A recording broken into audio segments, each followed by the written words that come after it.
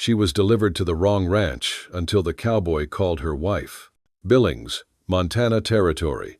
Winter, 1825. The wind that morning cut through the streets like shards of glass, carrying with it the smell of coal smoke and the metallic taste of snow not yet fallen. The single dirt road of Billings was hard as iron beneath the hooves of tired horses. Church bells tolled noon, hollow and cold against the wide sky. At the edge of town, near the livery stable, a woman stood bound to a fence post, her wrists raw beneath coarse rope as if she were livestock waiting to be claimed. Her name was Ahyoka. In her mother's tongue, it meant she brought happiness. Yet now, no joy clung to her face. Her dark hair whipped loose in the bitter wind, her cheeks stained with a dried line of blood from where someone's hand or stone had struck her. A crowd gathered, muttering. Some spat when her eyes met theirs. Others looked away quickly, ashamed yet unwilling to intervene. To them she was Cheyenne, a remnant of raids and wars they wished to forget, but never forgave. The stagecoach that would carry her away rattled into the yard, its wheels crusted with frost and mud. The driver, a grizzled man with a tobacco-stained beard, hardly looked at her as he untied the rope and shoved her toward the door. "Best be quick, girl. Storm's coming." Ahyoka stumbled, her thin deerskin shoes no match for the frozen ground. She said nothing, only clutched the small bundle she still possessed, a strip of beaded cloth, the last memory of her mother. Inside the coach, the air was stale with sweat and dust. Two men already sat there. One a traveling salesman who clutched his sample case like a shield, the other a soldier, scar down his cheek, who eyed her with suspicion. Neither moved to give her comfort. She sat in silence, the bundle on her lap, her back straight despite the ache in her shoulders. The coach lurched forward, wheels grinding over frozen ruts. Through the cracked window she watched the prairie roll past, endless grasslands bending before the wind like a restless sea. For 3 hours, nothing but silence and the creak of leather straps. Her thoughts, however, refused to rest. She thought of the fence post, of the jeers sharper than any knife. She thought of her people scattered, broken treaties like bones left in the Sunday. She thought of fire, the cabins that had burned, the nights filled with running and screams, the faces she would never see again. The soldier finally spoke, voice gruff. "What's she being hauled for?" The driver called back without turning his head. "Caught near a ranch. Folks say she was stealing chickens." Ahyoka lifted her chin. "I was not stealing." Her voice, though accented, was firm. "I was hungry. I asked for bread." The salesman shifted uncomfortably, but said nothing. The soldier snorted, muttering, "All the same." The words cut, but Ahyoka held her silence. She had learned long ago that protest meant little to men who had already decided what she was. The hours dragged, the prairie sky bruising with storm clouds. When at last the driver stopped at a lonely way station to water the horses, the wind howled with renewed fury. Ahyoka pressed her palm against the cracked glass, watching the horizon swallow itself in gray. The driver spat into the dust, his jaw tight. "Storm's rolling down fast. We'll be lucky to make Whispering Creek 'fore nightfall." And here, dear listeners, pause a moment. If you're drawn into this tale of dust, snow, and the fragile spark of hearts colliding on the frontier, then comment that neo somort for your place. Neo think Wild West love stories, hey Wild West stories go king Wild West love. Because this story, Ahyoka's story, will not let you go. The coach rattled on, but the heavens soon opened. Snow slashed sideways across the trail, burying ruts within minutes. Horses screamed, hooves slipping on ice. "Hold on," the driver bellowed. The wheels skidded, the entire carriage tilting sickeningly to one side. Ahyoka's stomach lurched, her hand instinctively clutching the seat as the soldier swore and the salesman yelped. For a moment she thought they would all overturn and be left for dead in the blizzard. Then, with a groan like a wounded animal, the coach righted itself. But the relief was brief. An axle had cracked. The driver cursed again. "We'll have to find shelter. There's a ranch not far from here." Then through the snow-lashed window, Ahyoka caught a glimpse, a cluster of low buildings huddled against the storm. A barn, a house of rough-hewn logs, smoke struggling from its chimney. The coach limped toward it, each rotation of the broken wheel threatening collapse. At last they pulled into the yard. A tall man emerged from the barn, his figure cut against the white fury. He wore a wide-brimmed hat, his shoulders broad beneath a wool coat, his gait steady as if storms were nothing new to him. The driver shouted over the wind, "Turner! Got passengers. Need shelter till this blows over." The man Eli Turner looked them over with guarded eyes, lingering a moment on Ahyoka, his jaw tightened. Still, he opened the barn doors wide. "Bring them in." Inside, the air smelled of hay and horses, warmer though still biting. Eli helped the salesman and the soldier down, then turned to Ahyoka. She hesitated on the step, the snow clinging to her hair like shards of glass. "I'll not harm you," he said, his voice low but carrying. "Come on." For the first time that day, something gentler than cruelty touched her ears. She climbed down, her bundle pressed to her chest. They were ushered into the house soon after. A single room stretched wide, dominated by a stone fireplace where flames licked hungrily. Everything inside was plain but cared for. A table smoothed by years of hands, curtains patched yet clean, a rifle mounted above the mantel. A small voice called from the corner, bright despite the storm. "Papa, who is she?" A girl of 6 stood there, braids half loose, eyes wide and curious. She held a rag doll to her chest, its button eyes missing but clearly loved. Eli removed his hat, shaking snow from its brim. "This is a traveler caught in the storm. She'll stay the night." The girl's gaze shifted to Ahyoka, unblinking. "She looks like the stories you tell." "Hush, Lily," Eli said quickly, but his voice lacked anger. Ahyoka lowered her eyes, the heat of the fire biting her cheeks. She was used to stares, used to whispers, but something in the child's voice, neither fear nor hatred, only wonder, left her throat tight. The salesman muttered thanks as he collapsed near the hearth. The soldier demanded coffee. Eli obliged without complaint, his movements efficient, practiced. When at last he turned to Ahyoka, his expression remained guarded. "You're Cheyenne." Yes, the word was simple, neither apology nor defiance. Most folks would have left you to freeze. Her dark eyes met his. "Then you are not most folks." The silence between them crackled louder than the fire. Outside, the storm howled, rattling the shutters. Inside, 3 strangers and 1 little girl shared reluctant shelter. Ahyoka sat near the flames, her bundle on her lap. The warmth seeped into her frozen bones, yet she felt no safety. She was among people who did not trust her, in a world where every breath could be weighed and found wanting. But as she glanced at Lily, who inched closer with shy curiosity, Ahyoka felt the faintest stirring, fragile as a spark that perhaps, even here in the heart of winter and suspicion, her story had only just begun. Dawn found the world glassed over, every fence post and cottonwood limb sheathed in ice so clear it caught the first light and threw it back in shards. Whispering Creek hissed under a skin of new frost, a thin whisper of water still moving where the current refused to be stilled.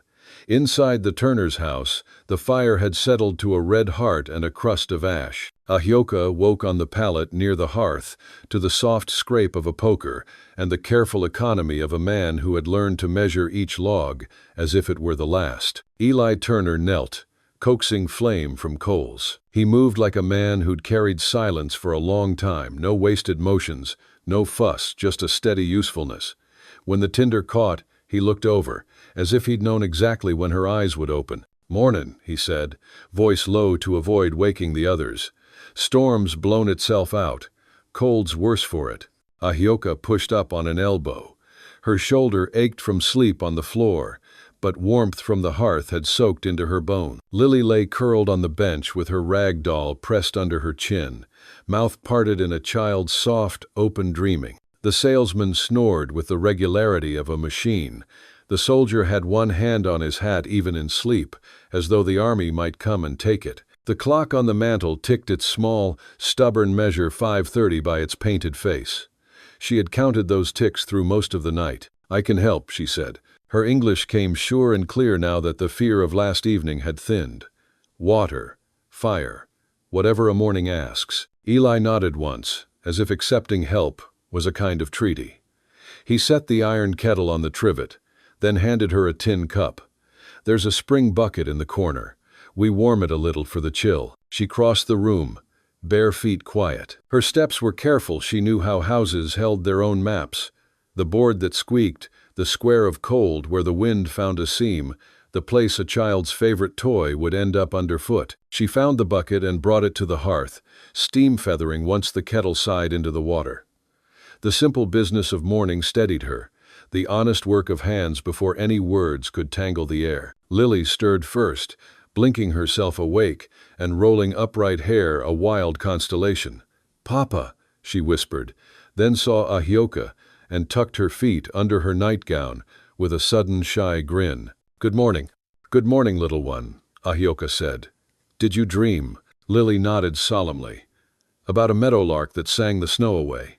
She peered toward the window. "But it didn't work all the way." "Birdsongs work slow," Ahyoka said, lip curving. "Like prayers, or bread." "Vet. Bread's faster," Lily declared with authority. "If Papa doesn't forget the yeast." "Mind your mouth," Eli said, though his tone warmed. "And wash. We'll eat, then see what damage the storm left us." By 7, the soldier had stomped the ice from his boots. The salesman had counted his samples twice, as if reassurance lived in tally marks, and coffee had put heat in chilly bellies. The stage driver appeared in the yard with frost on his whiskers, cussing the axle in a conversational way. "Won't be moving for a day," he announced, tugging at his collar. "2 if the creek rises by afternoon." "Then you'll share noon stew," Eli answered, "and pay with a stack of cords from that fallen cottonwood." The driver paused, then tipped his hat at the fairness of the bargain. When they had gone out, driver and soldier to the broken coach, salesman to the barn on some excuse about samples that no one believed, Eli pulled on his coat, then held another out to Ahyoka. It was old and too broad through the shoulders, and the lining smelled of wood smoke, saddle soap, and a shadow of sweat that was honest, not sour. "You'll take this. We'll walk the fence line to the south pasture, check the creek crossings. Jake's due by 10. He'll ride the north." "Jake?" she asked, easing her arms into the sleeves. "My hired hand, old as trail dust and twice as stubborn, saved my hide more than once." He settled his hat. "I don't need another soul out there, but I don't know what the creek did last night. Another pair of eyes is no sin." She followed him into the morning. The cold bit cheeks and lungs, the kind that warned old scars they were still remembered. Snow lifted in powder where the breeze combed the drifts, and each breath burned a little before it soothed. Footprints from the house to the barn made a dark ribbon. A pair of magpies hopped along the corral rail, heads jerking like gossipers. At the first fence line, Eli crouched to test the wire. His gloved fingers worked the staple, assessing tension by touch. "Still true," he said, more to himself than her. Posts held. That cottonwood there took wind but stayed proud. Ahyoka stood with hands tucked into the too long sleeves, watching the sky the way Great Plains people do, as if it might write the day's terms with one change of light. She named things in her head in both tongues. Cottonwood, woe, magpie, chahu. Naming had power. It set a thing back into the world as something knowable, and therefore less frightening. They followed the line to the creek, and there a new geography had been drawn overnight. Where the water had run narrow in late autumn, the storm had cast slabs of broken ice to the banks, and a sheen of glass-covered eddies that still muttered beneath. Eli studied the crossing, 2 felled logs laid side by side, flattened at the top by an adze. "We'll have to sledge more rock," he said. "Thaw will take this if we let it." A sound came thin and sharp then, a cross between a calf's bawl and a choked cough. Not near, not far, one of those noises the land itself seems to make, until your ribs tell you it belongs to a creature in trouble. Eli straightened, head cocked. "You hear?" "Yes," Ahyoka said. "There." She pointed downstream where the willows tangled. A patch of brown shivered in the brush, wrong in its shape. The cry repeated a threadbare noise, worn thin. Eli moved before words could argue, boots cutting into a drift. The creek skin near the willows was treacherous. Snow overlaid ice, ice over moving water. He tested each step with a willow pole. shoulders forward like a man listening with his weight. The calf, maybe 2 months if that, stood with one foreleg dropped between hidden stones, the ice up to its belly, sides heaving. "Easy," Eli murmured. He spoke to cattle like some men speak to skittish horses. "You've picked yourself a fool bed, boy." He tossed the pole back onto the bank and edged nearer. The ice croaked a warning, those small complaint noises that come before the world gives way. Ahyoka didn't ask permission. She went for a downed willow, snapped a branch the thickness of her wrist, and slid it forward like a brace, belly to the snow.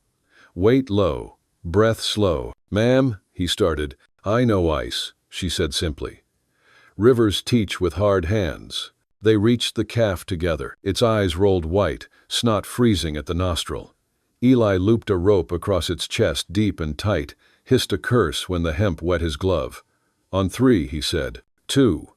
The ice under his boot cracked too late to wait, and Ahyoka moved without thought.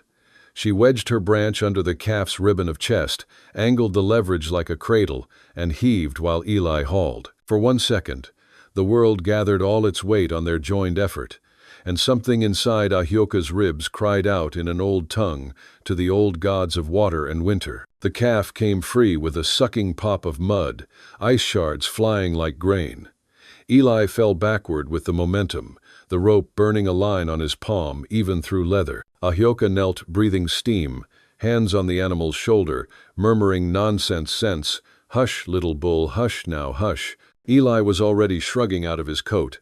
He flung it over the calf, rubbing along the spine to bring blood back where cold had buried it. "Get up," he ordered the creature, as if the sheer will of a man could command the circulation of another body. Up. The calf staggered, knees skating, then found clumsy purchase. When it bawled for its mother, the sound was hoarse and magnificent, raw with wanting to live. Somewhere up the slope, a cow answered the deep, indignant call of a mother who'd misplaced what mattered. They funneled the calf toward the slope. Ahyoka walked with hands pressed to its ribs, as if her warmth might borrow another spark for it. Eli steadied at the haunch, letting the creature lean and shove and swear in calf language. At the crest, the cow waited, shaggy and furious. She nudged the calf so hard it nearly toppled, then licked its head with workmanlike tenderness. "Ungrateful lady," Eli muttered, relief thickening it to a nearly affectionate insult. Ahyoka laughed, one of those quick, surprised bells that ring once and make a place feel like it's known music all along. She wasn't a woman who laughed lightly. The sound shifted something in the air. "Reckless," Eli said then, looking straight at her for the first time since the rescue began. He didn't say it like an accusation, but as a man stating the plainest truth in the ledger. "You could have gone through. So could you. I weigh 2 of you. Then the river would have kept the bigger meat," she said. It should have been sharp, but it wasn't. Dry humor softened it to warmth. He huffed a sound that almost smiled. "You make stubborn into a kind of wisdom, and you make worry into a hat," she returned, tilting her chin at his brim. "You hide under it." Red. They stood a moment, the cold reminding them both they were creatures as much as the cattle. His right-hand glove, still damp, shook once, the way hands do 30 heartbeats after danger. She saw the thin white seam of a scar at his wrist, old and healed badly, a man who'd set his own bone or had it set by a friend with whiskey and grit. "I have balm," she said, nodding at his hand, "for burns, for rope, chokecherry and bear fat. It smells of smoke and a little of summer." He flexed his fingers as if testing whether he deserved such a thing.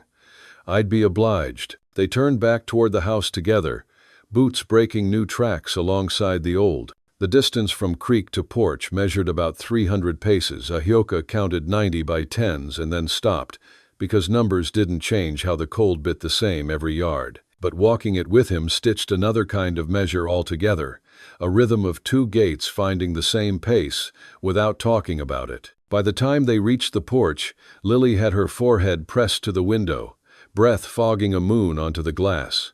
She popped out the door like a cork. "Did you find anything? Did you see fox tracks? Papa, your coat." "We found trouble and returned it to its mother," Eli said, ushering both of them in, "and lost a coat to good reason." "Oh." Lily took Ahyoka's hand without asking, small fingers like warm rope. "You saved it," she announced with the certainty of 6. Papa always says calves got more lives than cats if someone loves them enough to count. Then cats have to argue, Ahyoka said.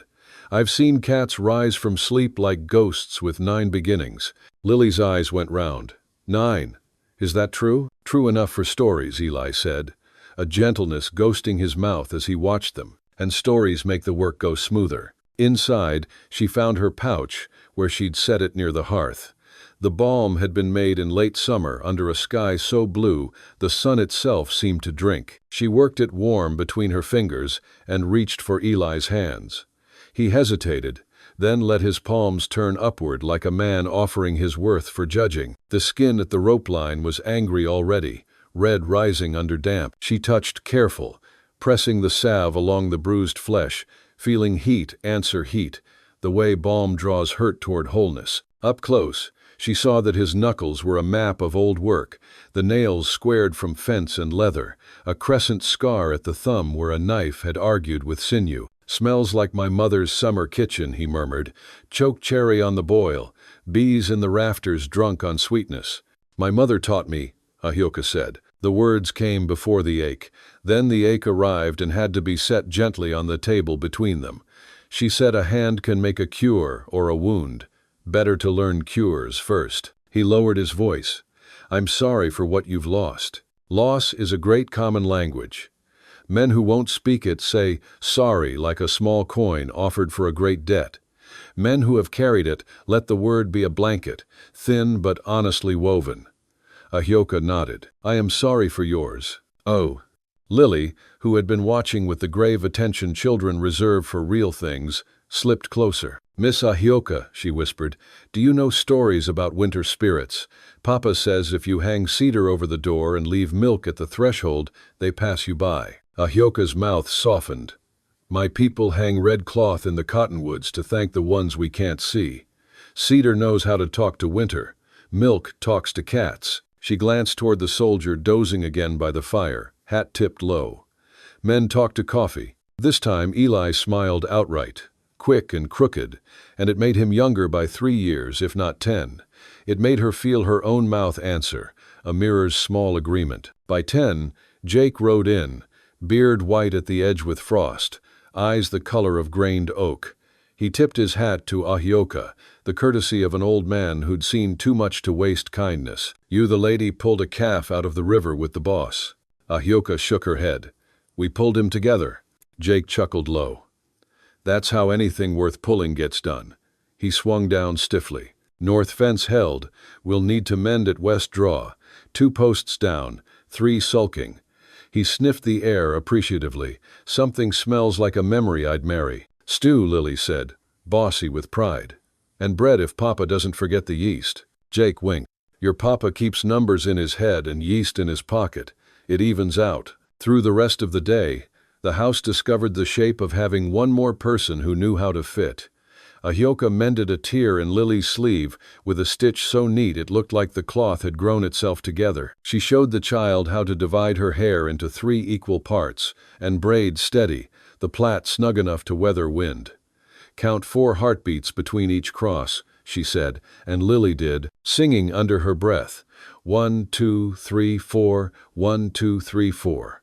She hung a strip of faded red cloth near the doorframe, tied with a bit of cedar bark taken from kindling. Eli saw it and didn't say a word, but he did not take it down. At noon, the stew was thick enough to stand a spoon, a dozen potatoes cut into honest cubes, 2 onions, 3 carrots saved from the cellar, the meat cooked to tenderness in a cast-iron patience. The salesman pronounced it adequate and earned himself the smallest portion. The soldier ate steady, eyes softening the way, a man's will when belly and body both are warmed. The stage driver sat on the edge of his chair like a contrite schoolboy and offered to chop 2 extra cords without being asked. The afternoon wore its work like a well-fitting coat. Eli and Jake carried rocks to shore up the creek crossing. Lily sorted beans with a gravity extraordinary for someone who still could not whistle. Ahyoka tended the bread, kneading with the slow insistence that turns dough into a promise. The house breathed with the rhythms of people who were all doing their part and could hear one another through walls, not with ears, but with whatever inside listens to the pulse of a place. Near 3, a cloud bank rolled over the mountains like a herd gathering. The light went pewter. Eli stamped snow from his boots at the threshold and paused, breath fogging once, twice, as if words needed to be warmed before they entered the room. "Trail's passable by morning," he said. "Coach can make Billings by noon if the axle does its job." The words meant the world would start moving again. The soldier would go where the army's lines were drawn. The salesman would follow the railroad like a piece of iron in a pocket. The stage driver would scratch Whispering Creek in a ledger as a stop where he'd been fed and sent on with the world set straight again. And Ahyoka. She would be delivered back to a town that had bound her to a post like a stray cow and discussed her fate within earshot as if English were a wall she couldn't see through. The ache at the base of her throat flared. She folded her hands together to keep them from showing it. Eli saw what people who pay attention always see. He didn't look away. "It's not my place to tell you where to set your feet," he said carefully, "but I won't put you on a coach to be treated like you were. Not from this door." Her chin lifted pride and relief, arguing quietly in her bones. "You cannot keep the world from being the world." "No," he said, "but a man can keep his house from being like it." He untied his scarf and set it on a peg. "Stay the night. Stay 2, till we decide who's got claim to tell you where your road goes." "Who decides?" she asked softly. He paused as if measuring the sentence. "You." The clock ticked 3 times. Outside, a magpie rattled its dry laugh, a sound like a tiny timbre in the cold. Lily slipped her hand into Ahyoka's, small and sure. "You could teach me songs," the child said, not pleading, just naming a possible good. "And Papa could show you how to tell if a steer's ready for market by looking at his back line." "Your Papa knows many quiet things," Ahyoka said, a half-smile there to be borrowed if she needed it. "And you know how to make a house feel like a warm hand." Oh, dinner came with the first dark bread split to steam and butter, stew ladled again, coffee like a black star in a tin cup. After, the stage driver dozed, the soldier polished a button as if it could remember the man he meant to be, and Jake told a lie about a fish he'd once caught that grew an inch every winter. Lily crawled into Ahyoka's lap with an unquestioned trust that was both weight and grace. Eli whittled at a scrap of cedar until it became a bird that fit the curve of a child's palm. When Lily's head began to nod, Ahyoka sang. The melody was low and old, the words in Cheyenne gentle as creek water. It spoke of winter and its patience, of the way horses turn their rumps to wind and wait it out, of a fire that holds a coal through the longest night. Halfway through, she translated a line without meaning to. "Sleep, small bird, sleep. The cedar will carry your dreams higher than the storm remembers." Eli's knife slowed, then still. He looked at the cedar bird in his hands, then at the red cloth by the door, and something that had been wound tight for 2 winters loosened by a notch you couldn't see, but could feel if you stood close enough to hear a man's breath. When the fire burned down and the clock said 9:50 in its stout painted numbers, Ahyoka rose, tucking Lily into the bench's corner with a blanket. She turned to Eli. "I will take the first watch with the hearth. You slept badly last night." "Oh." He shook his head. "I'll sit the first. You saved a life today. That's labor." "I've saved my own enough times," she said, tone light. "Sit with me then. Share the hour. We can let the house teach us how it breathes." They Saturday, he on the chair, she on the hearthstone, the space between them, a place where heat pooled. Outside, the wind pressed a palm to the chinking and decided it had no quarrel here. The cedar bird slept in Lily's hand. Jake snored with a world's worth of contentment. The soldier dreamed of marching feet. The salesman finally let go of his case. "How old were you when you learned to pull something out of a river that didn't want to be saved?" Eli asked after a while. 12, she said, a foal that thought water was sky you could stand on. She smiled without showing teeth. "And you? How old when you learned to make bread without a woman telling you how?" He glanced at the loaf on the board as if it might answer for him. 36. He paused. "And again yesterday." She looked into the coals, where logs fall into themselves and shine for it. "Some things we learn twice. Once to live, once to love." He didn't reply. Words weren't always the right tool. Instead, he reached to the mantel and took down a small tin cinnamon by the smell, a luxury measured in pinches. He tapped a little onto the bread knife and drew a line on his palm where the rope burn had been. "Your balm and my spice," he said. "Summer and winter making a truce." End quote. She lay her hand over his for a heartbeat, 1, 2, 3, 4, and the house felt that, too. The clock kept on. The fire breathed. The dark folded itself around the little square of light, like a mother pulling a quilt to a child's chin. Outside, the ice gripped the creek in both hands and held fast.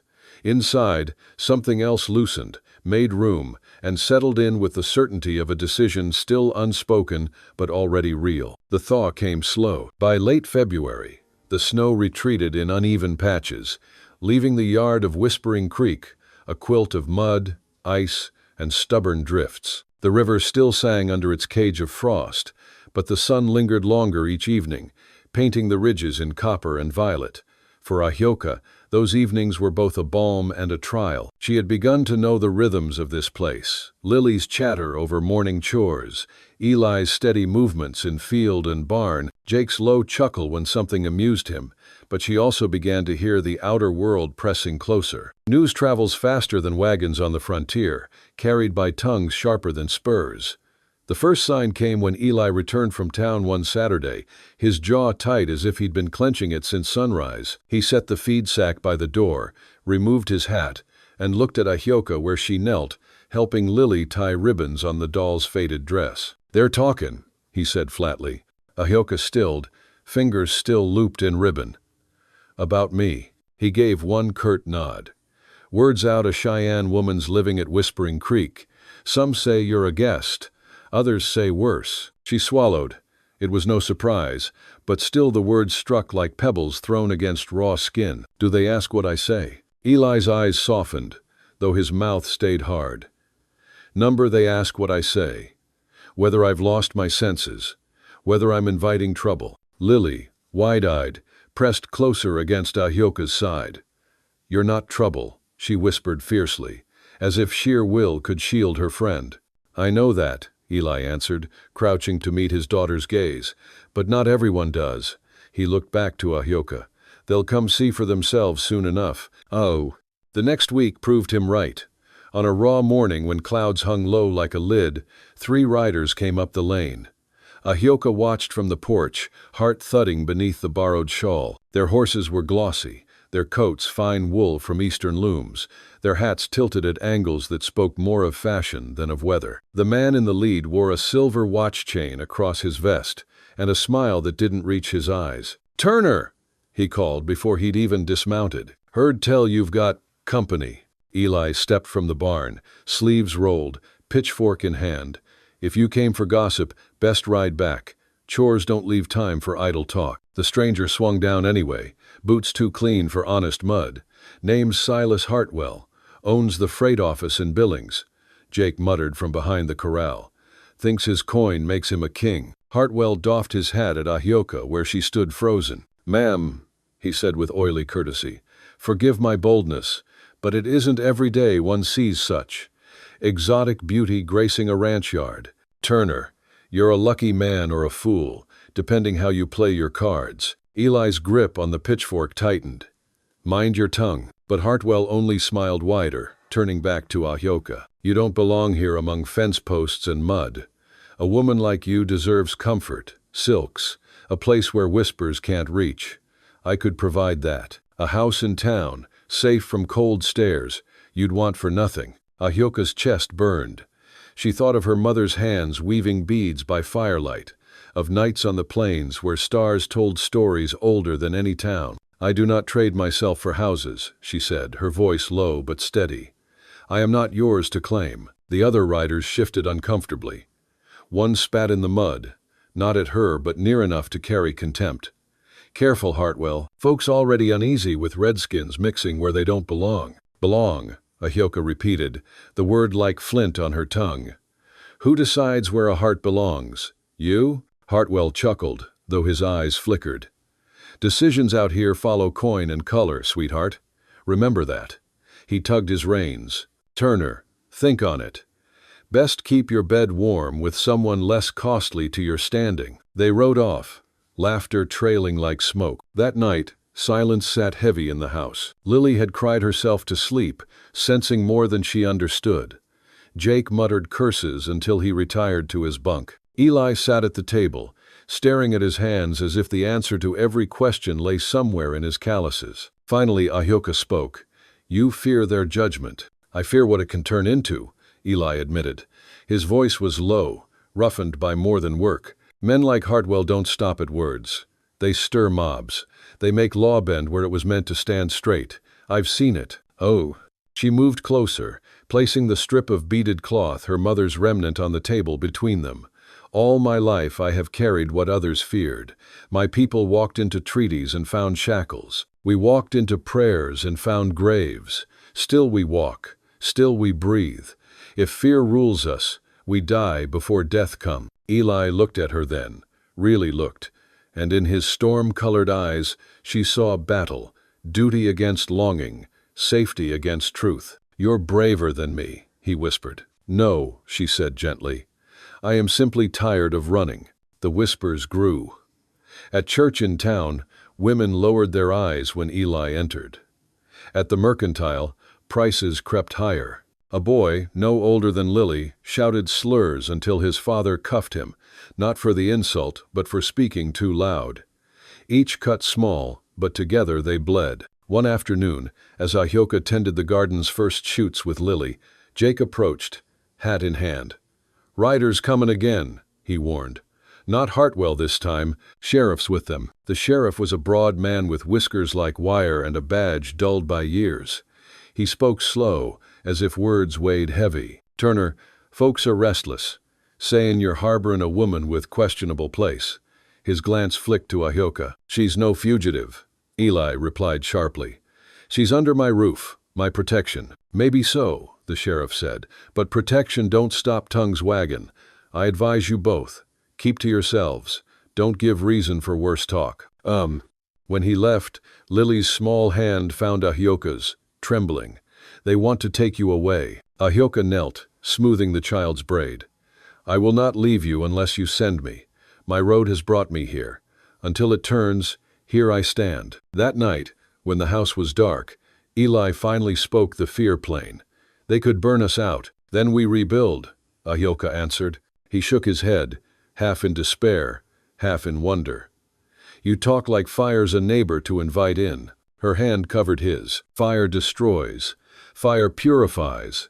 Fire also warms. What matters is whether we face it alone." For a long moment the only sound was the clock's heartbeat and the wind searching at the shutters. Then Eli's fingers closed around hers, calloused strength trembling just enough to betray the choice already blooming between them. Outside, the whispers of town gathered like another storm. Inside, beneath a roof patched by many hands, something steadier took root, an understanding not yet spoken aloud, but strong enough to weather what was coming.